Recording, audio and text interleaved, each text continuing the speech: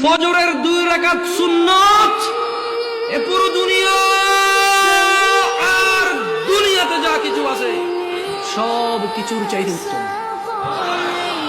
তাহলে যে 2 রাকাত সুন্নত পৃথিবীর চাইতে উত্তম, ওই 2 রাকাতের সুন্নতের পরে যে 2 রাকাত ফরজ রয়েছে, এই ফরজের আল্লাহু আকবার কি দিয়ে মিটাবা? এই ফরজের সামি আল্লাহু লিমান হামিদা কি দিয়ে মিটাবা? কত টাকার মালিক হয়েছে তুমি নামাজের কাফারা দিবা?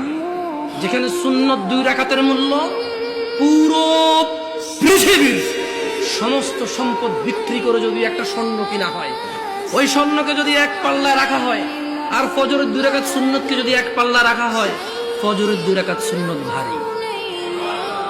ওই সুন্নত এত ভারী হলে ওই ফজরের নামাজের ফরজ যেটা তুমি ঘুমের মধ্যে কাটিয়ে দাও, ওই 2 রাকাত ফরজের আল্লাহু আকবার, সামি আল্লাহু লিমান হামিদা, আত-তাহিয়াতু সুবহান রাব্বিয়াল আযীম, সুবহান রাব্বিয়াল আলা কি দিয়ে কিনবা? তুমি কি কয় টাকার মালিক হয়েছে যে 2 রাকাত সুন্নতই পুরো পৃথিবীর চাইতে উত্তম?